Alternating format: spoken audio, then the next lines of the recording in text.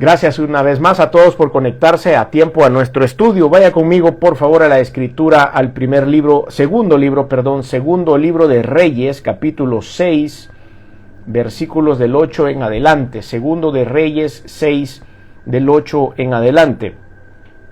En verdad debo decir que es una porción de la escritura que me apasiona, me gusta. Es interesantísimo seguir cada detalle, así que vamos a hacer un análisis verso por verso de esta porción y estoy seguro que vamos a aprender mucho. No hace mucho tiempo tuve la oportunidad de compartir un sermón en una iglesia basado en esta escritura y en verdad que es una gran bendición poder aprender de lo que Dios nos quiere decir a todos nosotros. En esta oportunidad hemos titulado este estudio Venciendo al que te hace la vida imposible por medio de la misericordia. Venciendo al que te hace la vida imposible por medio de la misericordia. Y es aquí donde nos encontramos en una aventura más del profeta Eliseo, un gran hombre de Dios, y vamos a ir analizando paso a paso. Primero voy a leer de corrido la historia, como siempre lo hacemos, y luego nos iremos deteniendo en cada versículo para sacar o extraer de la palabra todo lo que podamos extraer. Y estoy seguro que dentro de un año usted va a ir a leer esta porción y va a querer extraer todo y va a ver que va a salir otra cosa, van a salir cosas nuevas, porque la palabra de Dios es viva y eficaz, más cortante que toda espada de dos filos. Se renueva, se llena, es dirigida por el Espíritu de Dios. Así que la misma porción para nosotros nos puede hablar diferente a lo largo del tiempo. Dicho esto, nos vamos a segundo de Reyes 6, 8 en adelante.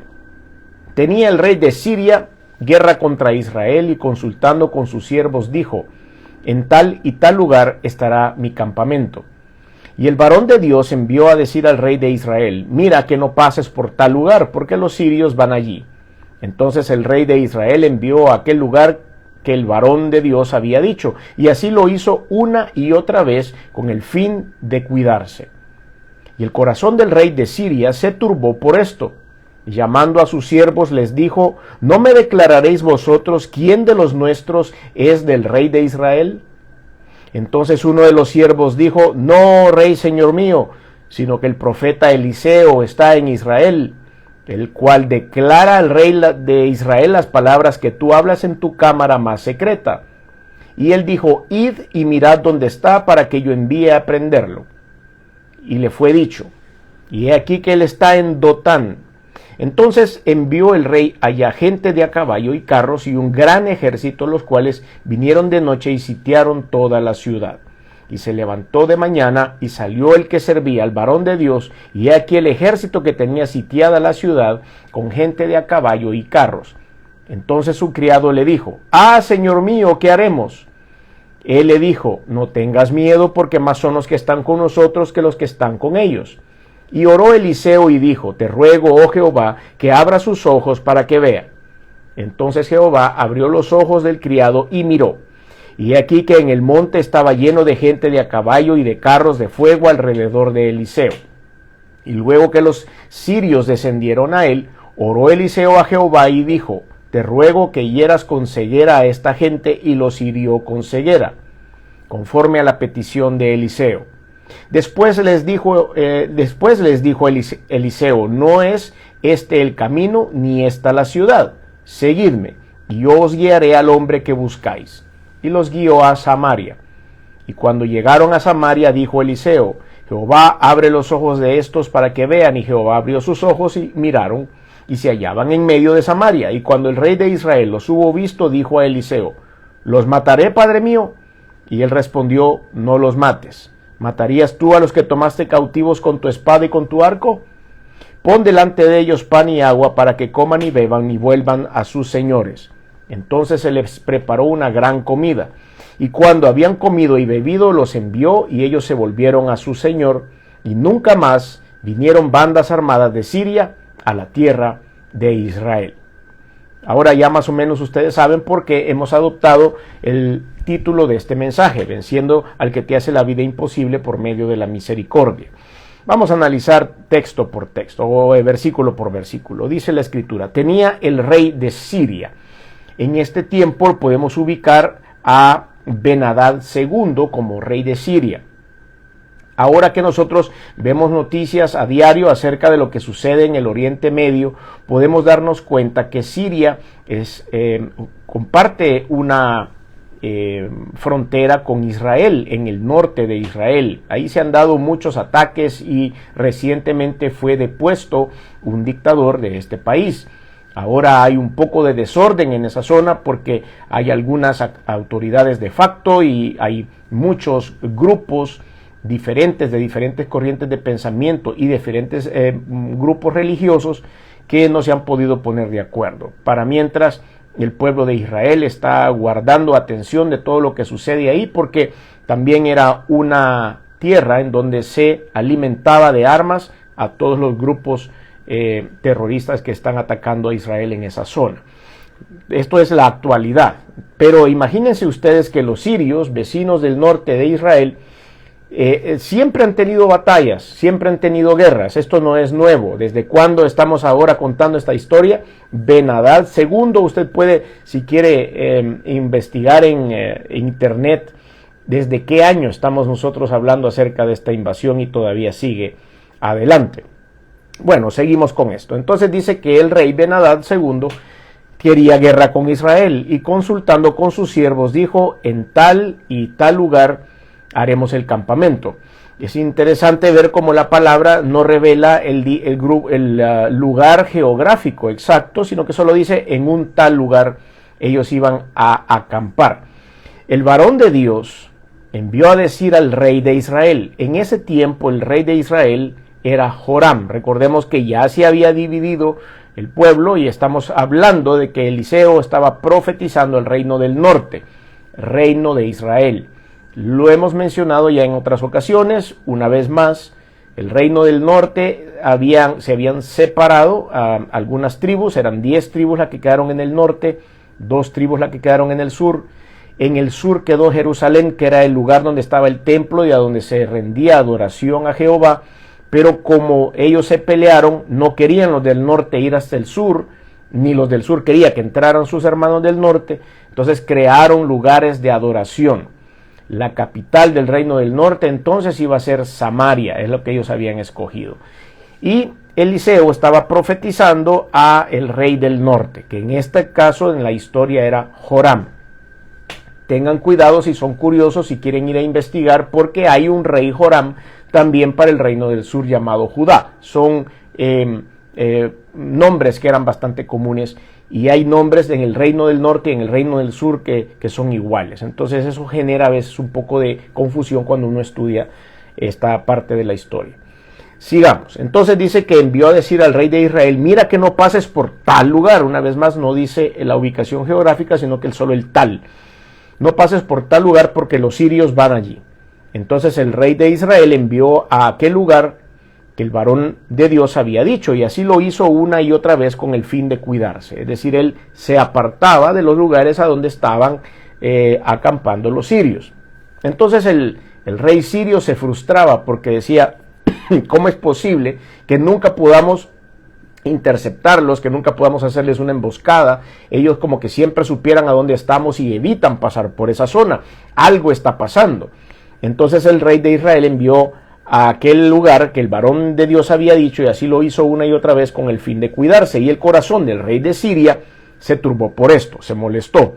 Y llamando a sus siervos les dijo, y les hace una pregunta directa, diciéndoles básicamente: ¿a dónde está el soplón? ¿A dónde está el espía? ¿A dónde está aquella persona que nos está traicionando? Básicamente les pregunta, dice: ¿no me declararéis vosotros quién de los nuestros es del rey de Israel? ¿Quién está del lado de ellos? ¿Y por qué está dándoles nuestra información? Versículo 12. Uno de sus siervos, aquí quiero hacer este análisis porque dice entonces uno de los siervos dijo: no, rey señor mío, sino que el profeta Eliseo está en Israel. ¿Qué fama tenía este hombre de Dios como para que los siervos del rey enemigo supieran que este hombre tenía una conexión absoluta con Dios y que en verdad el tener a Eliseo del lado de Israel era tener la ventaja siempre? Nunca iban a ganar los sirios. Y este grupo de siervos del rey sirio lo entendieron y dice, no, si es que no lo vas a poder vencer. Uno de los siervos dijo, no, rey señor mío, sino que el profeta Eliseo está en Israel. Él, cual declara el rey de Israel las palabras que tú hables en tu cámara más secreta. Aunque tú te escondas y verifiquemos que en toda tu oficina no hay micrófonos y no hay cámaras y no hay, en ese tiempo no existía esto por supuesto, pero cuando verificamos de que tú crees de que nadie te está escuchando, el Señor le está diciendo a Eliseo qué es lo que está pasando, y por eso Eliseo se lo cuenta al rey de Israel, el cual declara al rey de Israel las palabras que tú hablas en tu cámara más secreta. Y entonces le hace sentido al rey de Israel y dice, id y mirad dónde está para que yo envíe a prenderlo. Lo que él quería hacer era eliminar a Eliseo, lo iba a mandar a traer, por supuesto, y con la finalidad de poderlo ejecutar. Y le fue dicho, ellos le dijeron, está en Dotán, nosotros sabemos a dónde está. Esta ciudad de Dotán está ubicada al norte de Samaria. Recuerden que Samaria era la capital, era donde vivía el rey de Israel, a donde estaba Joram. Esa era la capital, y ahí estaba también la capital del reino. Pero Eliseo vivía en una ciudad un poquito al norte que se llamaba Dotán. Es importante esto porque más adelante vamos a ver cómo se trasladan de una ciudad a otra. Versículo 14. Entonces él envió el rey allá gente de a caballo. Vean ustedes qué es lo que envía este rey, Ben-Hadad II, para buscar a un solo hombre. Solo estaban buscando a Eliseo únicamente, un hombre que no era militar, un hombre que no usaba armas, un hombre que no era parte del ejército de Israel. Era nada más un profeta de Dios, únicamente. No tenía ni siquiera 5 piedras en las bolsas como David para tirárselas a este ejército. Y este hombre mandó gente de a caballo y carros y un gran ejército, los cuales vinieron de noche y sitiaron la ciudad. Entonces mandó a todo este gran ejército y afectó a toda la ciudad donde estaban, en Dotán, solo para ir y tomar preso a Eliseo. Pero hicieron un gran show, mandaron todo esto y este gran despliegue de fuerza, invadieron una ciudad únicamente para ir a traer a un hombre de Dios que no tenía ni siquiera una hundía en su bolsa. Y se levantó de mañana, bueno, vamos a seguir. Entonces, versículo 14, envió el rey allá gente de caballo y carros, un gran ejército, los cuales vinieron de noche y sitiaron la ciudad. Y se levantó de mañana y salió el que servía al varón de Dios. Recuerden que en aquel tiempo siempre habían criados que servían a las personas, y en este caso había un criado que estaba sirviendo a Eliseo.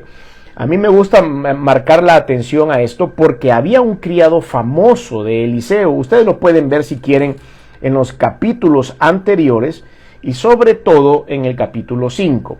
Este famoso siervo de Eliseo se llamaba Giezi, al menos la traducción Reina Valera así lo escribe, Giezi con Z. En otras traducciones he visto el mismo nombre pero en otra escritura. Pero este hombre se hizo famoso porque ya estaba bien fogueado en aquello de ser el servidor de Eliseo, y ya estaba acostumbrado a ver los milagros de Eliseo y lo perseguía por un lado y por el otro, sirviendo al hombre de Dios. Pero nunca se convirtió de verdad, nunca nació de nuevo, que podemos decirlo en esta etapa de la vida cristiana. Este hombre siempre tenía partes carnales. Y hubo un evento, usted lo puede ver en 2 de Reyes capítulo 5, acerca de un hombre del ejército sirio llamado Naamán. ¿Por qué voy a hacer mención de esto? No únicamente para hablar de Giezi, sino para poder encauzar el mensaje a lo que hemos titulado Venciendo al que nos hace la vida imposible a través de la misericordia. El capítulo que estamos leyendo es el 8, pero en el capítulo 5 sucede un evento también, y justamente es un sirio. Si no se querían, si solo se pasaban invadiendo y se pasaban, ¿cómo es posible que Eliseo bendiga a Naamán el sirio? Este hombre sirio había, por supuesto, en las invasiones que hacían, tenía un montón de criados y siervos que eran de otras nacionalidades.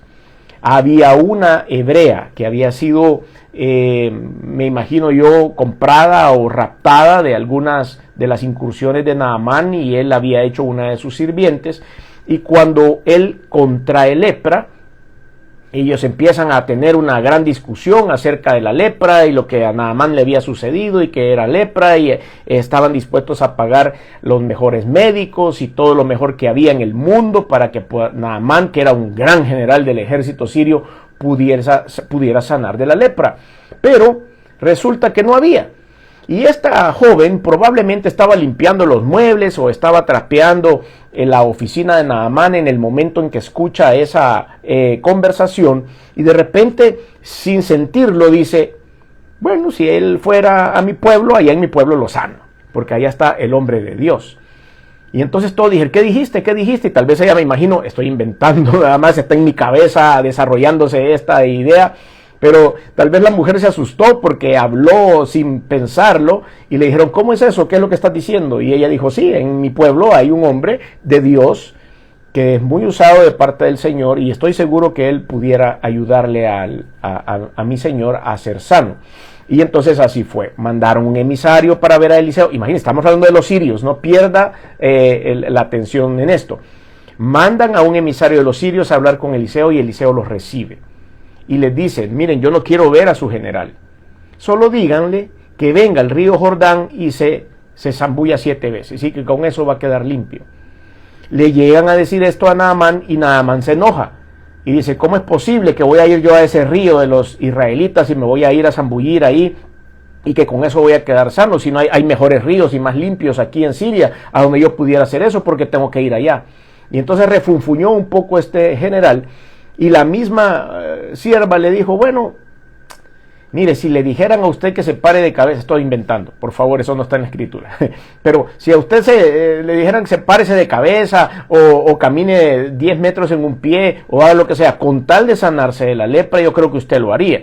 Así que, ¿qué le cuesta ir al río Jordán y bañarse en él las veces que le han dicho? Y entonces el hombre fue persuadido de esto y se fue para el río Jordán. Eliseo no lo vio, Eliseo no lo saludó, Eliseo no hizo nada, sencillamente solo lo mandó a que lo hicieran. ¿Y qué creen que pasó? Bueno, el hombre se zambulló en el río Jordán las veces que Eliseo le dijo, y fue sano de la lepra. Entonces el hombre quedó muy agradecido, por supuesto. ¿De dónde era el hombre? Sirio. Estos mismos sirios que luego en el capítulo 8, 3 capítulos más adelante, estaban planeando invadir al pueblo de Israel para saquearlo.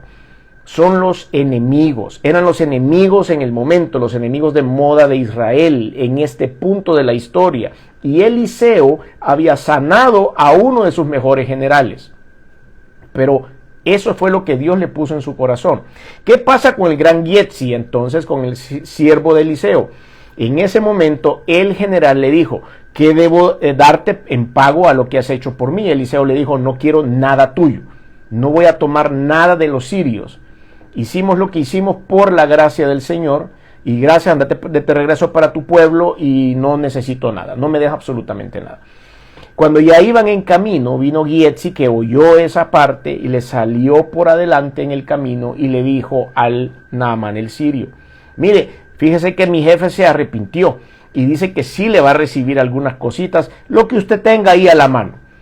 Y este hombre recibió de Naamán parte de los regalos que le llevaban para sí mismo, y se los quedó y se fue para su casa. Pero a Eliseo no se le escapa una. Si no se le escapa ni a dónde acampa el pueblo de Israel, el pueblo sirio, imagínense que no se le iba a escapar lo que hizo Giezi. Cuando Giezi llega de regreso a su oficina, lo manda a llamar Eliseo y le dice: ¿qué pasó? ¿De dónde venís? Y él, queriéndose justificar esto y lo otro y esconder lo que había pasado, le dijo: la lepra de Naamán el sirio que quedó en el río Jordán, esa lepra se te pegue a ti. Y dice la escritura que fue blanco como la nieve en ese momento, Giezi lleno de lepra. Entonces, por sus deseos carnales, por llenar su avaricia, por llenar su necesidad material, este hombre traicionó a Dios y traicionó a su jefe Eliseo, y a raíz de eso quedó lleno de lepra. Eso usted lo puede ver allá en el capítulo 6. Luego llegamos al capítulo 8, el cual estamos analizando en este momento, y váyase conmigo de regreso, capítulo 8, versículo 15, y dice: y se levantó de mañana y salió el que servía al varón de Dios. No dice el nombre, pero ya no era Giezi. Giezi estaba lleno de lepra en algún lugar. Esta persona que está sirviendo hoy a Eliseo, podemos decir que es una persona nueva, era una persona que no tenía tal vez la confianza que Giezi tenía con Eliseo y no había visto la cantidad de milagros que Giezi había visto. Estaba empezando a caminar en la fe con Eliseo. Podemos decir, y aquí voy a utilizar una vez más nuestra imaginación, podemos decir que este hombre era un recién convertido. Podemos decir que este hombre no tenía mucha experiencia espiritual y que había llegado a ser bendecido porque, me imagino servir a Eliseo era una gran bendición.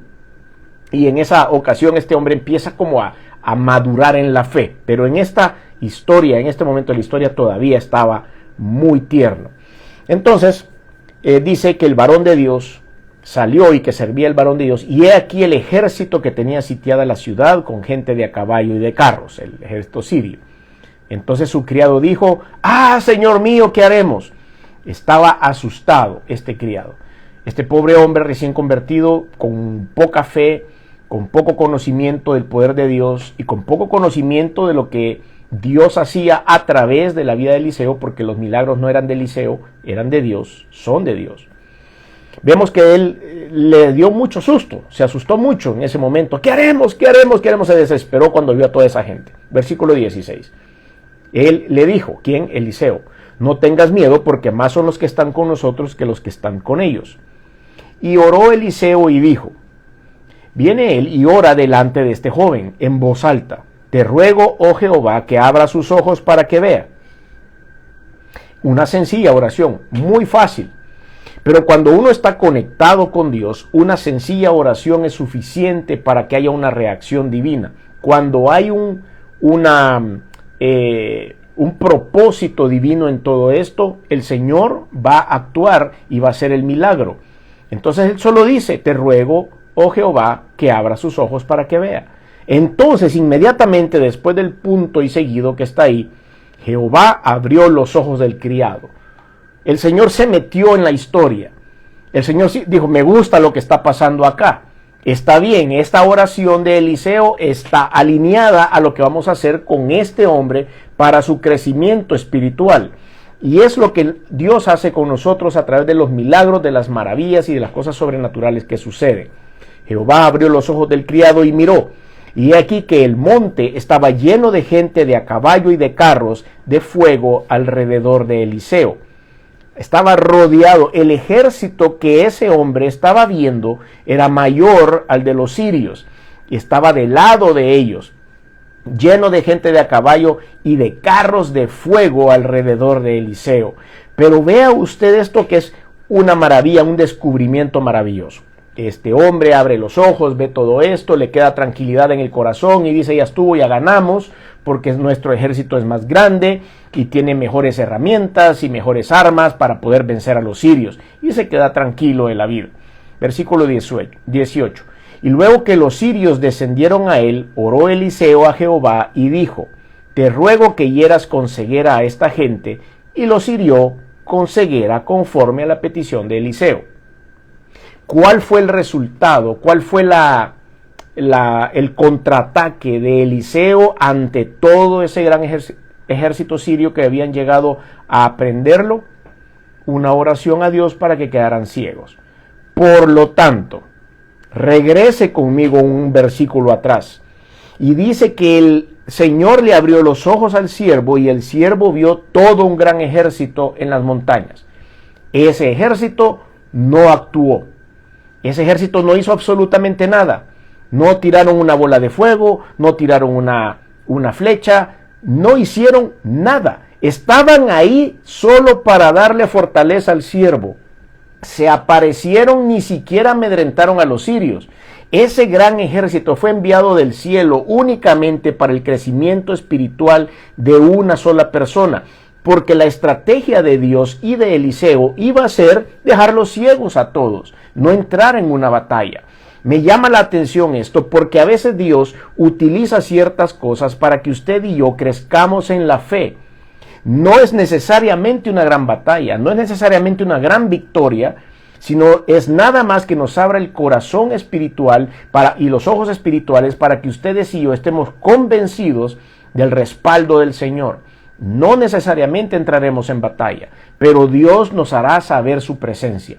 Pero Dios manifestará su gloria en medio de las circunstancias difíciles. Cuando sintamos que todo se nos viene encima, cuando sintamos que el enemigo está listo y está apuntando, dispuesto a disparar, el Señor abrirá los ojos de nuestra fe y nos hará saber de que no estamos solos, que Él nos estará acompañando, aunque no sea necesario entrar en la batalla. Maravilloso detalle que el Señor nos da aquí. Abrió, enseñó y luego todo el mundo se fue a guardar. Versículo 18, y luego que los sirios descendieron a él, oró Eliseo a Jehová y dijo, te ruego que hieras con ceguera a esta gente, y los hirió con ceguera. Tenemos dos oraciones cortas, inmediatamente contestadas por el Señor. Pero cuando un hombre de Dios como Eliseo maneja la oración de esta forma, alineado al pensamiento de Cristo, teniendo la oportunidad de exaltar el nombre del Señor, entonces el Señor exactamente está alineado al mismo pensamiento y Él contesta de inmediato. Ya quisiéramos ustedes y yo tener una respuesta tan rápida y contundente a nuestras oraciones. Pero por supuesto aquí había una relación íntima entre Eliseo y Dios, algo sobrenatural, y se estaba alineando todo el mismo pensamiento. Cuando nosotros leemos esto decimos, pobrecitos los sirios quedaron ciegos. Pobrecito, qué malo Eliseo porque dejó ciegos a todos los del ejército de los sirios. Veamos qué pasó. Versículo 19. Después les dijo Eliseo, no es este el camino ni esta es la ciudad, seguidme. ¿Qué palabra les dijo que los hombres ciegos empezaron a seguir a este hombre? Se hicieron, me imagino, una cadena, se tomaron de las manos uno detrás del otro y empezaron a caminar amarrados o agarrados los unos con los otros hasta poder llegar a otra ciudad. Y él solo dijo, sígueme, y todos lo siguieron.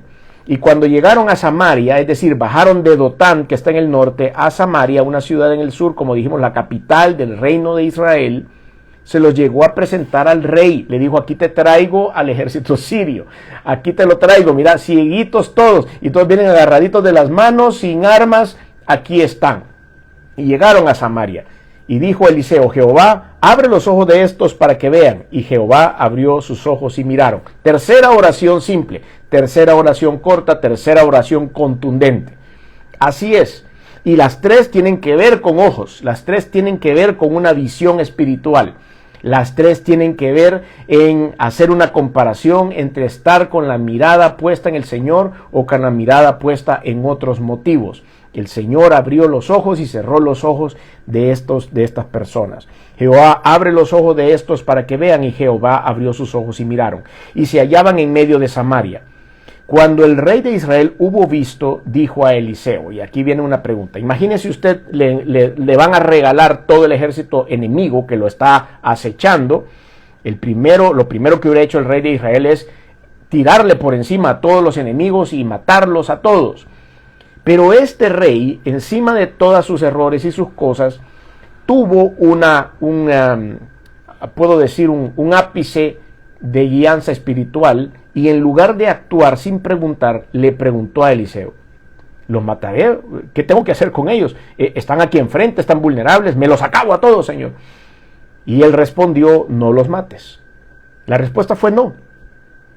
Aquí me hace recordar lo mismo que pasó con Naamán el sirio. Era sirio también, estos eran sirios también, estaban vulnerables. Naamán tenía lepra y estaba desesperado buscando una cura, y ellos estaban aquí desesperados, enceguecidos, y Israel, el rey de Israel, los quería matar, o por lo menos le pasó el pensamiento. No los mates, le dice, ¿matarías tú a los que tomaste cautivos con tu espada y con tu arco? ¿Qué quiere decir esta frase? Cuando la analizamos despacio dice, ¿cómo los vas a matar si ni siquiera tú los atrapaste? Ni siquiera entraste en batalla con ellos. No son tus prisioneros, le estaba diciendo. No pongas las manos encima. Habían ciertas reglas en la guerra en aquel tiempo. Habían ciertas reglas. Y uno no podía matar al prisionero de otro. Uno no podía abusar de un prisionero que no tenía armas, por ejemplo. No podía abusar y entrar en peleas con soldados de otro regimiento, o de otra nación, que no se podían defender. Los agarraban presos, pero no los podían matar. Esas eran como las reglas del juego de la parte militar en aquel tiempo. Por eso Eliseo hace esa pregunta. Pon delante de ellos pan y agua para que coman y beban y vuelvan a sus señores. Entonces se les preparó una gran comida. Hizo caso el rey de Israel. Digo, ¿cómo no le voy a hacer caso a Eliseo, verdad? Mandó a hacer un gran banquete. Ya los hombres veían, ya sabían qué era lo que estaba pasando, sabían dónde estaban y quiénes eran los hombres que los estaban alimentando. Y se les preparó una gran comida, y cuando habían comido y bebido, los envió, y ellos se volvieron a su señor. Y aquí viene la conclusión. Y nunca más vinieron bandas armadas de Siria a la tierra de Israel. ¿Qué quiere decir esto? Fue una buena inversión. Entonces Eliseo, guiado por el Señor, venía desde Naamán el sirio, ayudando al pueblo sirio, que eran sus enemigos, pero en lugar de liderar una incursión militar o pedirle a Dios que cayera fuego del cielo y eliminara a los sirios de la faz de la tierra, aquí vemos que Eliseo hizo 3 oraciones muy sencillas y rápidamente el Señor las contestó. Probablemente en el secreto, estoy inventando una vez más, probablemente en el secreto Eliseo quizás le dijo al Señor alguna vez: Señor, acabate a los sirios, y el Señor le dijo no, porque ese no es el plan. Probablemente no lo hizo, pero aquí sí estaban alineados al plan de Dios, y el plan era demostrarle a los sirios que el Dios Todopoderoso estaba con los israelitas y que ellos podían llegar a tener misericordia, y a través de esa misericordia ganarle la batalla a los sirios, sin derramar sangre ni de un bando ni del otro, ni de siquiera lanzar una flecha ni una espada en contra del uno con el otro. ¿Qué mejor manera de resolver un conflicto de parte de Dios que no haya sangre, que no hayan pleitos y que se termine todo con una bendición? Y este es el enfoque que nosotros queremos darle ahora a este estudio. Es que nosotros podamos arreglar y vencer al que nos hace la vida imposible a través de la misericordia. Esto es porque encontraremos, por supuesto, haciendo ya en estos últimos minutos que nos quedan, la aplicación a nuestra vida.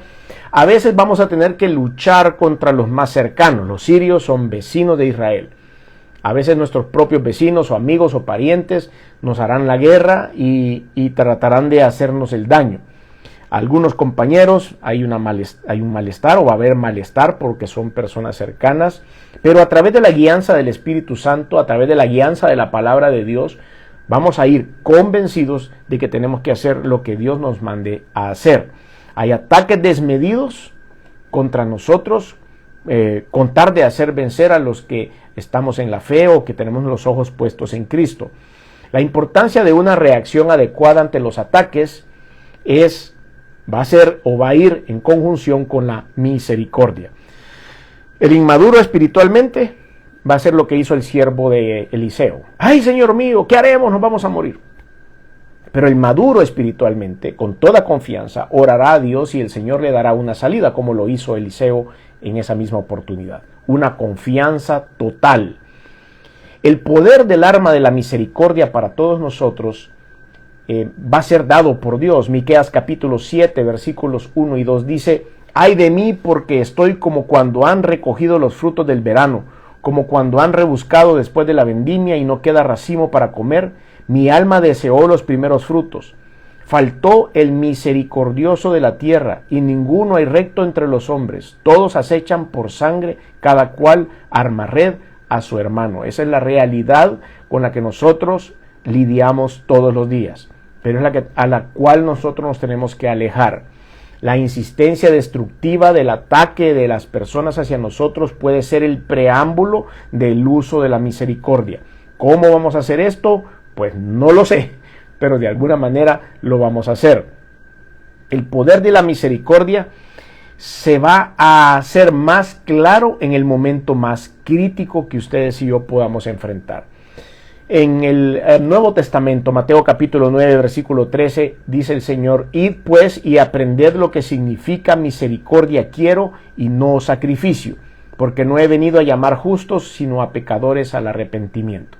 Más adelante en la primera epístola del apóstol Pedro, capítulo 3, versículos 8 y 9, dice: Finalmente, sed todos de un mismo sentir, compasivos, amándoos fraternalmente, misericordiosos, amigables, no devolviendo mal por mal ni maldición por maldición, sino por el contrario, bendiciendo, sabiendo que fuisteis llamados para que heredaseis bendición.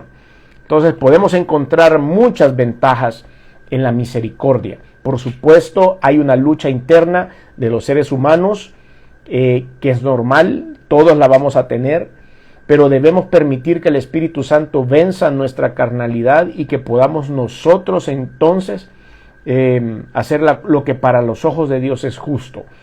Santiago capítulo 2, versículo 13. Este es uno de esos versículos que a veces están un poco escondidos en la Escritura, que usted puede pasar por todo el capítulo 2 de Santiago y quizá pasarlo por alto. Pero cuando lo sacamos y el Señor nos permite verlo en una situación o en un contexto como este, tiene todo el sentido del mundo. Porque juicio sin misericordia se hará con aquel que no hiciere misericordia. Y la misericordia triunfa sobre el juicio. ¡Qué sabiduría la que tiene la palabra de Dios! Porque juicio sin misericordia se hará con aquel que no hace misericordia. Caerá juicio. Y en ese juicio no habrá misericordia si nosotros no hacemos misericordia. Y la misericordia triunfará sobre el juicio. ¡Qué locura! Pudiésemos platicar el resto de la noche con respecto a estas dos líneas que tiene este versículo corto. Es una maravilla de la madurez del Señor en cuanto a lo que nos quiere decir. Esto nos va a evitar entonces, si nosotros lo hacemos bien, bajo la guianza del Espíritu Santo y bajo la guianza de Dios, ataques futuros de parte de estas personas, como lo vimos después en los sirios, ¿verdad? Que a raíz de eso hubo un buen tiempo en el cual no hubieron más incursiones sirias en Israel. No terminaron para siempre, debo decir, tristemente, bueno, lo estamos viendo en las noticias ahora, pero también en la misma Biblia un poco más adelante se reanudan esos combates. Entonces, bienaventurados los misericordiosos, porque ellos alcanzarán misericordia. Mateo capítulo 5, versículo 7, en el Sermón del Monte. ¿Cómo podemos nosotros llegar a tener esta comunión con el Señor? Bueno, primero orando, entregándole nuestra vida a Cristo, teniendo en cuenta que la voluntad de Dios, aunque sea contraria a nuestro pensamiento, siempre será lo que tenemos que hacer. Es el plan más seguro y más fácil para que nosotros podamos alcanzar las metas de Dios en nuestra vida y nosotros alcanzar las metas que el Señor nos ha planteado. ¿Cómo puedo llegar a tener esa libertad? Abriendo nuestro corazón a Jesús, creyendo lo que dice la palabra. Y yo creo en lo que dice la palabra cuando ella me dice que debo confesar con mi boca que Jesús es el Señor y creer en mi corazón que Dios le levantó de los muertos para lograr la salvación eterna. Es por eso que tengo que expresárselo al Señor, venciendo el temor, venciendo la pena, venciendo las barreras o los prejuicios. Decirle una oración al Señor que salga audiblemente de mi boca para decirle: Señor, quiero que seas parte de mi vida. Y le invito a que hagamos esa oración si usted no lo ha hecho nunca. Le pido que conmigo se una para hacer esta oración y diga conmigo: Señor Jesús, perdóname porque he hecho cosas que no han sido de tu agrado. Me arrepiento. También, Señor, creo que viniste al mundo hecho hombre, que te colgaron en una cruz y la sangre que derramaste hoy sirve para limpiar mis pecados. Reconozco que resucitaste al tercer día y que estás sentado a la diestra de Dios. Por lo tanto, hoy abro mi corazón y te recibo en él como mi único y suficiente Señor y Salvador. Gobierna mi vida, Señor, y dame la oportunidad de poder ser lleno del Espíritu Santo para poder entregar a ti mi vida, mis pensamientos y crecer en el conocimiento de tu palabra y en la misericordia. En el nombre de Jesús. Amén.